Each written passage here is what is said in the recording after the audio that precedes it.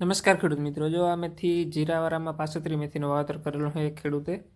જીરામાં લીલો સુકારો આવેલો હતો, જેથી જીરું પાડીને મેથીનું વાવેતર કરેલું હોય. ઘણા ખેડૂતોએ અવાર જીરામાં લીલો સુકારો હતો એટલે જીરું પાડીને ઘણાએ મેથી અને બીજા કોઈ પણ ઘઉં અથવા બીજા કોઈ પણ પાકનું વાવેતર કરેલું હોય. આ ભાઈને પણ જીરામાં લીલો સુકારો આવેલો, તેથી જીરું પાડીને મેથીનું વાવેતર કરેલું હોય. 65 મેથીનું જુઓ અત્યારે ફ્લાવરિંગ સ્ટેજ ઉપર મેથી છે.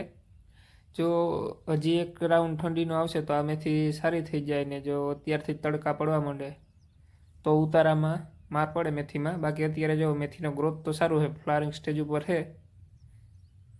1 વીઘે 3.5 કિલો જેવું વાવેતર કરેલું છે આ મેથીનું.